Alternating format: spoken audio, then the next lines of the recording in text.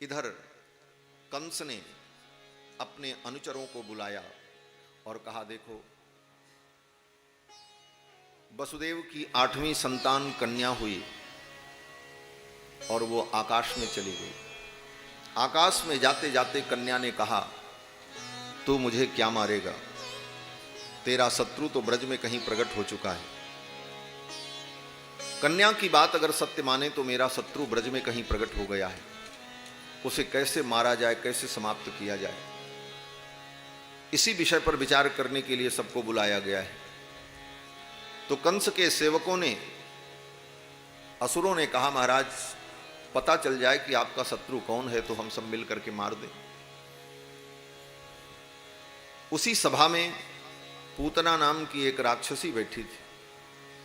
पूतना ने कहा, महाराज पता लगाने की जरूरत ही नहीं, आपका शत्रु अगर पैदा हुआ होगा तो ज्यादा से ज्यादा 1 महीने का होगा। 1 महीने के अंदर जितने बच्चे पैदा हुए ब्रजमंडल में सबको मार दिया जाए एक तरफ से, उसी में आपका वो शत्रु भी मर जाएगा, पता लगाने की जरूरत ही नहीं। कंस ने कहा, पूतना तेरी बात तो ठीक है, लेकिन इतने बच्चों की हम हत्या करेंगे तो प्रजा हमारा विरोध करेगी। पूतना ने कहा, महाराज किसी को पता ही नहीं चलेगा कि आपने ये सब कुछ कराया। कंस ने कहा, कैसे? पूतना ने कहा, ये काम आप हमें सौंप दो, मुझे अनेक प्रकार की माया का ज्ञान है, माया के द्वारा मैं सुंदर वेश बनाकर अपने स्तन में कालकूट विष लगाकर जाऊंगी और एक एक घर में जाकर एक एक बच्चों को मैं दूध पिलाऊंगी, दूध के साथ विष पी पी करके बालक मर जाएंगे, आपके ऊपर किसी को संदेह ही नहीं हो। और एक दिन में तो मरेंगे नहीं, कई दिन लगेगा इस काम में, धीरे धीरे बच्चे मरते रहेंगे और किसी को संदेह भी नहीं होगा कि ये कैसे हो रहा है और क्यों हो रहा है। कंस ने कहा, पूतना तेरी योजना बहुत अच्छी है। पूतना ने कहा, महाराज मैं कल से ही इस काम में लग जाती हूं। कंस ने कहा, ठीक। कंस ने पूतना को बालकों की हत्या करने के लिए नियुक्त कर दिया और इधर नंद बाबा ने अपने गोप ग्वाल बालों से कहा कि कंस का अभी कर देना बाकी है, इस वर्ष का कर दिया नहीं गया है, तुम लोग सावधानी पूर्वक ब्रजमंडल की रक्षा करो, गोकुल की रक्षा करो, हम मथुरा जा रहे हैं कंस को कर देने के। नंद बाबा ने गोप ग्वाल बालों को गोकुल की रक्षा में नियुक्त करके कंस का कर देने के लिए नंद बाबा मथुरा के लिए चल पड़े। गोपान गोकुल रक्षायाम निरूप्य मथुराम गतः नंदः कंसस्य वार्षिक्यम करम दातुम कुरुद्वः। कंस का वार्षिक कर देने के लिए नंद बाबा मथुरा के लिए चल पड़े, आकर के कंस को कर दिया। नंद बाबा ने सोचा इतनी दूर आए हैं तो वसुदेव जी से भी मिल लें, और वसुदेव जी को भी पता चला कि नंद बाबा आए हुए हैं, तो वसुदेव जी ने सोचा मेरे 2 बेटे इनके घर में हैं, अगर भेंट हो जाती तो थोड़ा समाचार मिल जाता। वसुदेव जी और नंद बाबा की मुलाकात होती है तो नंद बाबा वसुदेव जी को समझाते हैं कि मित्र, आपके बहुत से पुत्र को कंस ने मारा, मैंने सुना, लेकिन ऐसी दुख की घड़ी में मैं आपके पास नहीं आ सका, आपका कोई सहयोग भी नहीं कर सका, परिस्थितियां अनुकूल नहीं थी। लेकिन हे वसुदेव जी,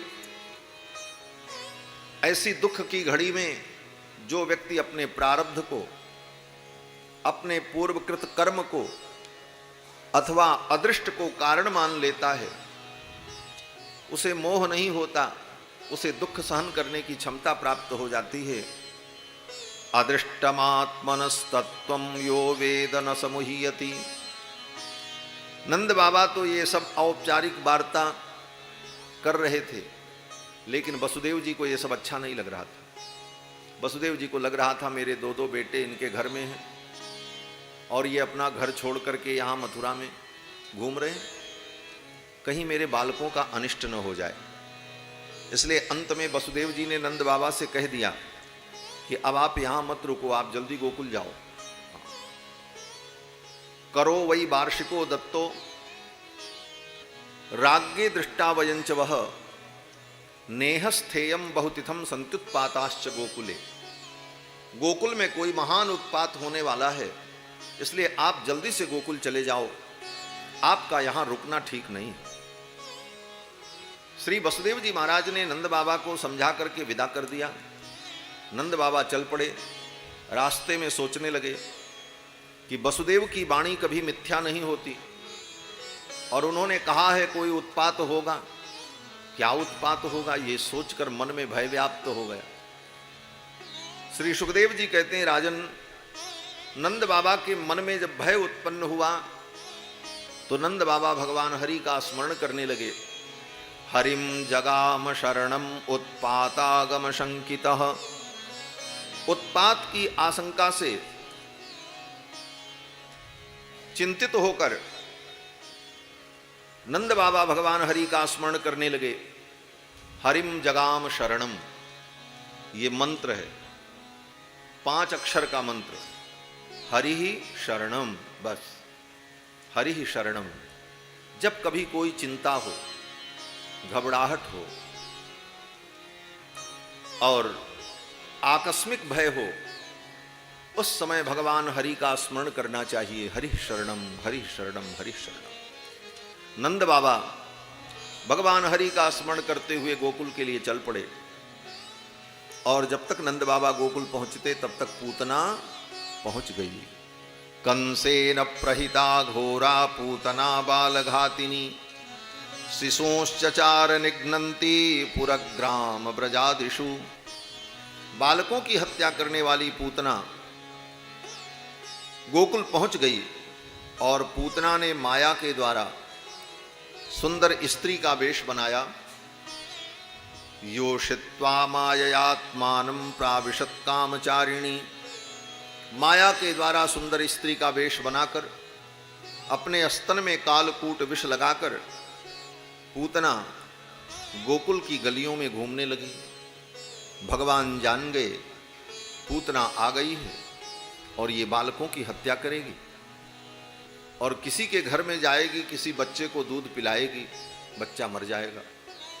और ये ब्रज के जितने बालक हैं ये सब बड़े होकर के मेरे सखा बनेंगे, इन्हीं के साथ हमको लीला करनी है, तो इनकी रक्षा हमें करनी चाहिए। पूतना पहले मेरे पास आ जाती तो मैं इसका काम तमाम कर देता। भगवान ने मन में सोचा, और इधर पूतना भी सोचने लगी कहां से मैं अपने काम की शुरुआत करूं। देखा नंद बाबा के द्वार पर बड़ी भीड़ थी, लोगों का आना जाना लगा था। ऐसे भी नंद बाबा गोपों के राजा हैं, नंद राय हैं, लोगों का आना जाना लगा रहता था।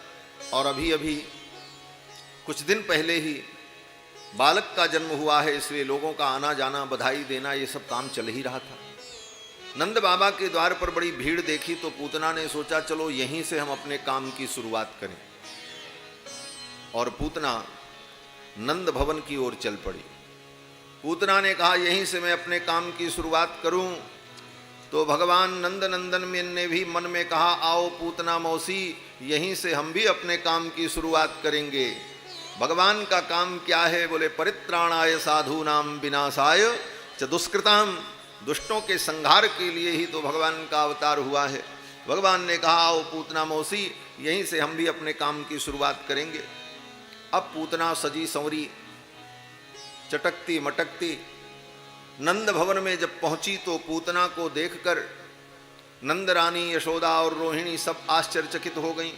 ऐसी सुंदर स्त्री कहाँ से आई है, कौन है, ये तो अपने गांव की भी नहीं है। सब लोग पूतना के सौंदर्य को देखकर, उसकी साज सज्जा को देखकर हतप्रभ हो गए। और भगवान ने क्या किया, बोले पूतना जब आई तो भगवान ने अपनी आंखों को बंद कर लिया, पूतना को देखा ही नहीं। श्री सुखदेव जी कहते हैं कि विबुध्यताम बालकमारिकाग्रहम चराचरात्मा सनिमीलिते क्षणः। विबुध्यताम बालकमारिकाग्रहम, बालकों की हत्या करने वाली ग्रह रूपिणी पूतना को देखकर भगवान चराचरात्मा गोविंद कृष्ण ने अपने नेत्रों को बंद कर लिया, पूतना को देखा ही नहीं। क्यों नेत्रों को बंद कर लिया? भक्तजन कहते हैं कि भगवान ने विचार किया, इस पूतना को क्या देखें, इस पापिनी को। पापिनी का तो मुख देखना भी पाप है, इसलिए भगवान ने अपनी आंखों को बंद कर लिया। कुछ भक्त लोग कहते हैं भगवान के नेत्र में करुणा का निवास है, कृपा का निवास है।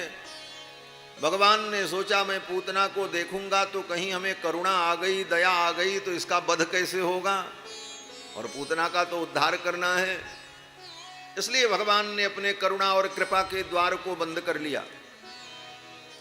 कुछ भक्तजन कहते हैं कि भगवान आंख बंद करके विचार करने लगे। बोले क्या विचार करने लगे? बोले भगवान विचार करने लगे कि पूतना मुझे दूध पिलाने आई है और दूध के साथ साथ विष भी पिलाएगी। विष पिलाने वाला शत्रु होता है और दूध पिलाने वाली मां होती है, ये दोनों काम करेगी। तो इसको मैं माता की गति प्रदान करूं कि इसको शत्रु की गति प्रदान करूं, ये विचार करने के लिए भगवान ने अपनी आंखों को बंद कर लिया। एक संत कहते हैं कि जब पूतना आई तो भगवान ने आंख बंद किया और आंख बंद करके भगवान ध्यान की वार्ता में शंकर जी से वार्ता करने लगे कि हे भोलेनाथ, विष पीना आपका काम है और दूध पीना हमारा काम है, तो ऐसा करो आप भी आ जाओ। आज पूतना मौसी ने भंडारा किया है तो दूध दूध हम पी लेंगे और जहर जहर आप पी लेना, दोनों का काम चल जाएगा। एक संत कहते नहीं नहीं, भगवान ने आंख बंद करके भोले बाबा से कहा, भोले बाबा विष तो आप पीते हो, मैं तो दूध पीता हूं, लेकिन आप किस तरीके से पीते हो कि विष का आपके ऊपर असर नहीं होता, वो तरीका जरा हमको भी बता दो, क्योंकि हमको भी आज विष पीना पड़ेगा। ऐसे ऐसे भाव संतों ने चिंतन किए। कथा में भाव की ही महिमा है। कथा में जितने भाव में हम डूबें और नए नए भाव प्रकट हों, यही कथा है। बाकी कथा तो सबको मालूम है।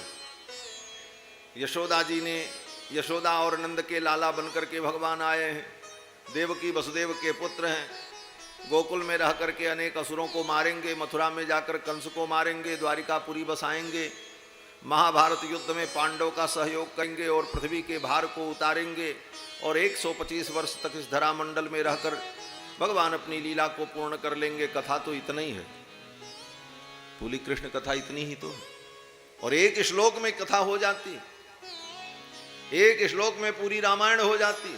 आदौ राम तपोवनाधिगमनम हत्वा मृगम कांचनम। लेकिन कथा में जो विभिन्न भाव हैं, रस की अनुभूति है, वो कथा है, वही कथा का आनंद है। भगवान ने देखा पूतना आई तो भगवान ने अपने नेत्रों को बंद कर लिया, और पूतना आई और पूतना ने भगवान गोविंद को उठा लिया, पालना में से उठाकर अपने गोद में ले लिया, और पूतना ने अपने विषसिक्त पयोधर को भगवान गोविंद के मुख में दे दिया। तस्मिन् स्तनम दुर्जर वीर्यमुल्बणम घोरांकमादाय शिशोर्ददावथ। विष से बुझे हुए अपने पयोधर को पूतना ने भगवान गोविंद के मुख में जब दिया तो भगवान श्याम सुंदर ने भी अपने नन्हे नन्हे हाथों से पूतना के पयोधर को कस करके पकड़ लिया। गाढ़म कराभ्याम भगवान प्रपीड्य तत् प्राणैः समम रोष समन्वितो पिबत। गाढ़म कराभ्याम भगवान प्रपीड्य तत्। सुखदेव जी कहते हैं, हे राजन, भगवान ने अपने नन्हे नन्हे हाथों से पूतना के पयोधर को कस करके पकड़ लिया और उसके दूध के सहित उसके प्राण को भी भगवान पीने लगे। भगवान ने कस करके पूतना को क्यों पकड़ लिया? कहते हैं भगवान ने इसलिए पकड़ लिया कि कहीं पूतना भाग न जाए, अगर भागेगी तो इसका कल्याण कैसे होगा, इसलिए भगवान ने पहले ही कस करके पकड़ लिया कि ये भागने न पावे। गाढ़म कराभ्याम भगवान प्रपीड्य तत् प्राणैः समम रोष समन्वितो पिबत। रोष से समन्वित होकर भगवान पूतना के दूध के साथ साथ उसके प्राण को भी जब पीने लगे, तब पूतना कसमसाने लगी, उसे पीड़ा होने लगी। तब पूतना चिल्लाने लगी, अरे छोड़ दे छोड़ दे। सा मुंच मुंचालमिति प्रभाषिणी। पूतना कहती है मुंच मुंच, छोड़ छोड़। अरे पूत ना, अब बस, अब छोड़ दे। लेकिन भगवान छोड़ते नहीं। पूतना कहती है छोड़ दे छोड़ दे। भगवान मानो कहते हैं, अरे पूतना मौसी, हम किसी को जल्दी पकड़ते नहीं, और अगर पकड़ लें तो बिना बैकुंठ पहुंचाए छोड़ते नहीं। भगवान बीच में नहीं छोड़ने वाले। ये संसार के प्राणी बीच में मिलते हैं और बीच में ही छूटते हैं और छोड़ते हैं। दुनिया के जितने संबंध हैं वो यहीं आकर के मिले और यहीं छूटेंगे। बीच ही मिले बीच ही जई हैं। लेकिन भगवान का संबंध जीव का अनादिकाल से, और भगवान जब हाथ पकड़ते हैं तो वो छोड़ते नहीं। भगवान कहते हैं पूतना मौसी, मैं किसी को पकड़ता नहीं जल्दी, और पकड़ लूं तो फिर बिना बैकुंठ पहुंचाए छोड़ता नहीं। अब तो पूतना चिल्लाने लगी, छोड़ दे छोड़ दे। सा मुंच मुंचालमिति प्रभाषिणी निष्पीड्यमानाखिल जीव मर्मिणी। पूतना के मर्म मर्म फटने लगे। लेकिन भगवान पूतना को छोड़ते नहीं। अंत में पूतना ने विशाल रूप धारण कर लिया और भगवान को लेकर के आकाश में उड़ गई। जब आकाश में लेकर के उड़ी तब लोगों ने देखा, दौड़े, अरे मारो मारो, पकड़ो, रोको। लेकिन पूतना तो आकाश मार्ग से उड़ती हुई जा रही। भगवान ने देखा, अरे मेरे मामा जी बड़े अच्छे हैं, बड़ा सुंदर हेलीकॉप्टर भेजा है पूरे ब्रजमंडल का निरीक्षण करने के लिए। चलो पूरे ब्रजमंडल का आज निरीक्षण कर लें, कहां कहां हमको कौन कौन सी लीला करनी है। अब भगवान जिधर चाहें पूतना उधर ही घूमे, कभी इधर जाती कभी उधर जाती, और पूरे ब्रजमंडल की परिक्रमा लगाई भगवान ने। और पूतना भगवान को लिए उड़ रही है। भगवान ने सारे स्थलों का निरीक्षण किया। यहाँ पर काली दमन करना है, यहाँ पर रास लीला करनी है, यहाँ पर अमुक असुर का उद्धार करना है, यहाँ सखाओं के साथ क्रीड़ा करनी है, यहाँ गोवर्धन में आकर के लीला करनी है। पूरे ब्रजमंडल का निरीक्षण भगवान ने किया, और पूतना भगवान को लेकर के ऐसे ऐसे उड़ती रही, घूमती रही। महाराज भगवान ने यह भी सोचा, पूतना आई है, इस ब्रज की परिक्रमा तो कर ले। हाँ, ऐसे नहीं तो कम से कम उड़ करके ही परिक्रमा कर ले। ब्रज की भूमि का बड़ा महत्व है। क्या महत्व है ब्रज की भूमि का? भक्तजन कहते हैं, यत्र प्रविष्टो सकलोपि जंतु आनंद सच्चित घनतामुपैति। जिस ब्रजमंडल की पावन भूमि में प्रविष्ट होने पर साधारण प्राणी भी सच्चिदानंद घन हो जाता है, ऐसी वृंदावन की पावन भूमि। तो भगवान ने सोचा, पूतना आई है तो कम से कम ब्रज की परिक्रमा तो कर ले। ये ब्रजरज बड़ी पवित्र है। ब्रजरज पाकर के वृंदावन में मुक्ति भी मुक्ति को प्राप्त कर लेती है। मुक्ति ने एक बार कहा भगवान से कि प्रभो, सारी दुनिया को मैं मुक्त करती हूं, मेरी मुक्ति कब होगी? सबको तो मैं मुक्त करती हूं, मुझे कब मुक्ति मिलेगी? तो भगवान ने कहा, ब्रजरज में जाकर के लौट जाओ। ब्रजरज तुम्हारे शरीर में अंग अंग में लग जाए, ब्रज की रज लगेगी तो तुमको भी मुक्ति की प्राप्ति हो जाएगी। जिस ब्रजरज के संबंध से मुक्ति को भी मुक्ति की प्राप्ति हो जाए, ऐसे ब्रज की महिमा का क्या वर्णन किया जाए। भगवान ने सोचा, पूतना कम से कम ब्रज की परिक्रमा तो कर ले, आई है तो इतना पुण्य कमा ले। और भगवान पूतना की छाती से चिपके हुए हैं और पूतना घूम रही है। अंत में भगवान ने देखा अब लीला पूर्ण करनी चाहिए। पूतना भगवान को लेकर के जब मथुरा की ओर जाने की कोशिश करने लगी, तब तक भगवान ने पूतना के संपूर्ण प्राण को खींच लिया। पूतना निष्प्राण होकर के ऊपर से नीचे गिरी धम्म से। छोटी मोटी नहीं थी पूतना, 6 कोस लंबी चौड़ी थी। सुखदेव जी कहते हैं कि पतमानोपि तद्देह स्त्री गव्यूत्यंतर द्रुमान चूर्णयामास राजेंद्र। हे राजन, पूतना जब नीचे गिरी तो 6 कोस के अंदर जितने वृक्ष थे सब टूट गए, चूर चूर हो गए। पूतना तो मर गई। गोप ग्वाल बाल दौड़े दौड़े आए और पूतना की छाती पर भगवान खेल रहे थे। भगवान को लेकर के गोप ग्वाल बाल आए और आकर के यशोदा रानी को दिया।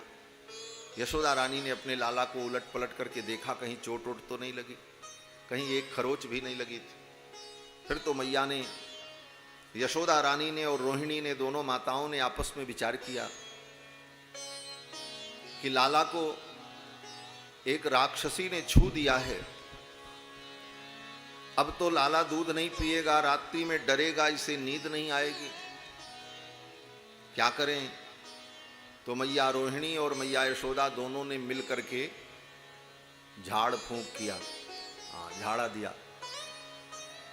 मैया ने कहा चलो पहले इसे स्नान कराते हैं। तो यशोदा रानी और रोहिणी ने दोनों ने लाला को स्नान कराया। किस चीज से स्नान कराया? सुखदेव जी लिखते हैं, कहते हैं कि गोमूत्रेण स्नापयित्वा, गोमूत्रेण स्नापयित्वा, गाय के मूत्र से स्नान कराया।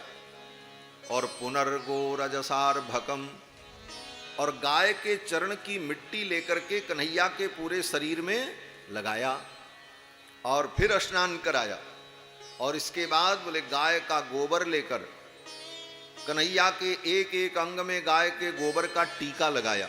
रक्षाम चक्रुश्च सकृता द्वादशांगेषु नाम भी, भगवान के ही एक एक नाम का उच्चारण करके यशोदा रानी भगवान के एक एक अंग में गाय का गोबर लगाती हैं। केशवाय नमः, माधवाय नमः, नारायणाय नमः, गोविंदाय नमः, विष्णवे नमः, मधुसूदनाय नमः। द्वादशांगेषु नाम भी, 12 अंगों में भगवान के 12 नामों का उच्चारण करती हुई यशोदा रानी ने भगवान का संरक्षण किया है। और इसके बाद मैया रोहिणी ने कहा एक विधि और बाकी है, बोले चलो वो भी कर लेते हैं। क्या किया? बोले यशोदा रानी लाला को गोद में लेकर के गाय के पास गईं और गाय के पीछे खड़ी हो गईं। और फिर रोहिणी जी ने गाय की पूंछ को पकड़ा और गाय की पूंछ को पकड़ करके लाला के ऊपर 5 बार घुमाया, ऐसे ऐसे गोपुच्छ भ्रमणादि भी। गाय की पूंछ को घुमाकर लाला की नजर उतारी, अलाय बलाय उतारी। और इस प्रकार तब जाकर के माँ यशोदा को और रोहिणी को संतोष हुआ। फिर तो भगवान को दूध पिलाया। दूध पी करके ठाकुर जी सो गए। पाययित्वा स्तनम माता सन्नवेशयदात्मजा, भगवान को दूध पिलाया और दूध पीने के बाद ठाकुर जी को नींद आ गई। भगवान श्याम सुंदर तो सो गए। इधर नंद बाबा जब पहुंचे तो देखते हैं रास्ते में पूतना मरी पड़ी, रास्ता जाम, न इधर वाले उधर जा सकते न उधर वाले इधर आ सकते, क्योंकि 6 कोस लंबी चौड़ी पूतना थी महाराज। सारे पेड़ भी टूट गए थे, सब रास्ता बंद हो गया।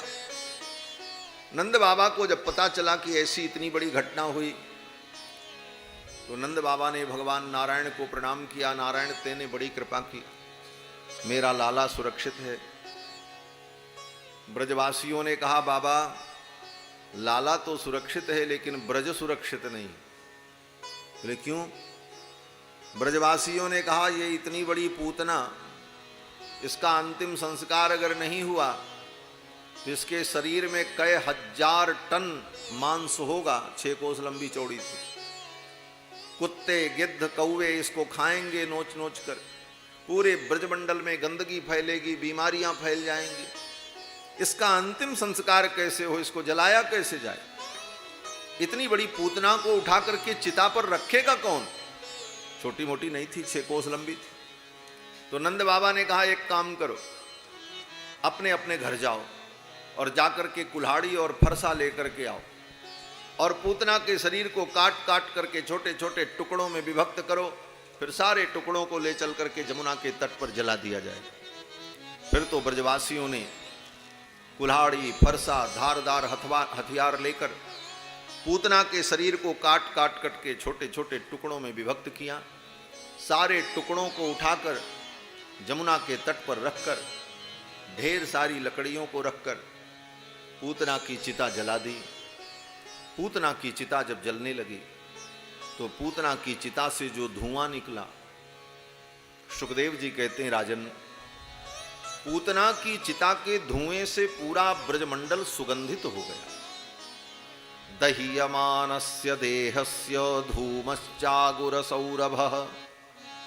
पूतना के दह्यमान देह के धुएं से ऐसी सुरभि फैली, ऐसी सुगंधी फैली कि पूरा ब्रजमंडल महमा महमा महकने लगा। राजा परीक्षित कहते हैं, महाराज पूतना तो पापिनी थी, उस पापिनी की चिता से इतनी सुगंधी कैसे प्रकट हुई? तो सुखदेव जी कहते हैं, राजन, उत्थितः कृष्ण निर्भुक्त सपद्याहत पापमनः। भगवान श्री कृष्ण ने पूतना के पयोधर का पान किया। पूतना को भगवान ने स्पर्श किया।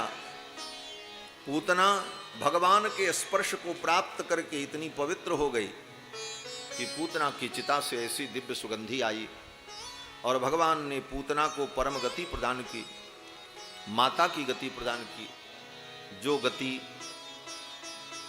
त्रेता युग में मां कौशल्या को प्राप्त हुई, जो गति महारानी सुमित्रा को प्राप्त हुई, जो गति महारानी केकई को प्राप्त हुई। आने वाले युग में मां देवकी और रोहिणी को जो गति प्राप्त होगी, वो गति भगवान ने पूतना को प्रदान कर दिया, माता की गति प्रदान की।